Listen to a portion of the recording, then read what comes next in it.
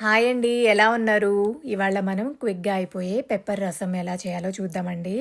ఇది మన జలుబు, దగ్గులు, కొంచెం జ్వరాలు ఇలా ఉన్న వాళ్ళు కూడా తినొచ్చండి. బావుంటుంది. తొందరగా అరుగుతుంది కూడా. సో, మీరేమైనా కొంచెం ఒంట్లో బాలేని వాళ్ళు ఎవరైనా ఇంట్లో ఉంటే తప్పకుండా చేసి పెట్టండి. సో, ముందుగా మనకి మామూలుగా కూడా టేస్ట్ కూడా చాలా బావుంటదండి. ముందుగా 2 స్పూన్లు నెయ్యి వేసి దాంట్లో తాలింపు పెట్టుకున్నానండి. ఆవాలు, జీలకర్ర, కొంచెం మెంతులు కూడా వేసుకున్నాను. దాంతో పాటు కొద్దిగా ఎండుమిర్చి కూడా వేస్తున్నానండి. కొంచెం కారానికి పెప్పర్‌తో పాటు ఎండుమిర్చి కూడా హెల్ప్ అవుతుంది. అన్ని రకాలు టేస్ట్ కలిసి ఉంటుంది గదా! రసం అంటే. ఒక పెద్ద టమాటో ముక్కలుగా కట్ చేసుకొని దాన్ని వేసుకున్నానండి. వేసేసి దాంట్లోనే 4 వెల్లుల్లి గబ్బాలు దంచి వేసేసుకుంటున్నానండి. పైన పొట్టు తీసేసి వేసుకున్నానండి. బాగా కలియపెట్టేసుకొని ఒకసారి దీన్ని మనం మూత పెట్టేసి ఒక 7, 8 నిమిషాలైనా మీడియం ఫ్లేమ్ మీద ఉడికించుకోవాలండి. టమాటా కొంచెం చక్కగా గుజ్జు గుజ్జుగా వచ్చేయాలండి. అలా వస్తే మనకి రసంలో బావుంటుందండి. ఈలోపు కొద్దిగా ఒక నిమ్మకాయ సైజులో కొంచెం చింతపండు తీసుకొని నానబెట్టుకున్నానండి. ఇదిగోండి ఉడికిన తర్వాత నాకిట్లా వచ్చింది. నేను ఇంకా ఒక 2, 3 నిమిషాలైనా మినిమమ్ ఉడికించుకున్నానండి.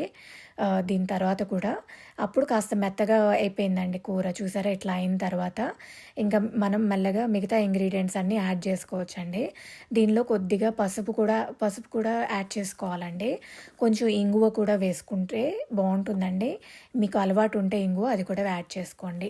దీంతో పాటు ఇదిగోండి నాది పెప్పర్ అండి అది. అదే గ్రైండ్ చేసేది నేను కాస్కోలో తీసుకున్నాను. సో, దాంతోటి పెప్పర్ అంతా క్రష్ చేసేసి వేశానండి. ఇదిగోండి ఇప్పుడైతే కొద్దిగా ఇంగువ కూడా యాడ్ చేస్తున్నానండి. బాగా రెడీగా ఉన్న మన చింతపండు రసం ఉంది కదండీ! అది దీంట్లో పోసుకోవాలండి.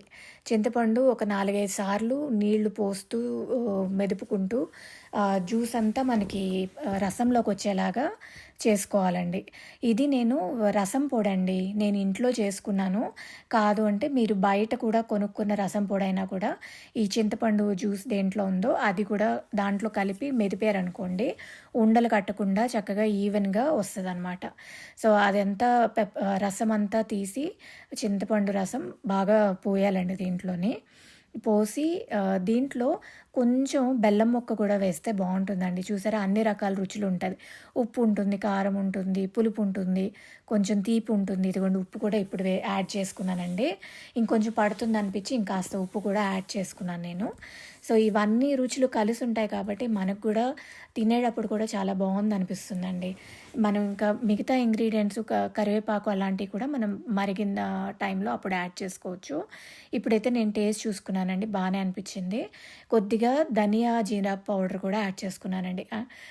నేను రసం పొడితో పాటు ఇది కూడా యాడ్ చేసుకుంటే మీకు కాస్త చిక్కదనం వస్తుంది. బావుంటుందండి. కొంచెం చూసారు కరివేపాకు కూడా యాడ్ చేసుకున్నానండి. ఇదంతా అన్నీ రెడీ అయిపోయినట్టేనండి. మనకి ఒక 2 పొంగులు రావాలండి.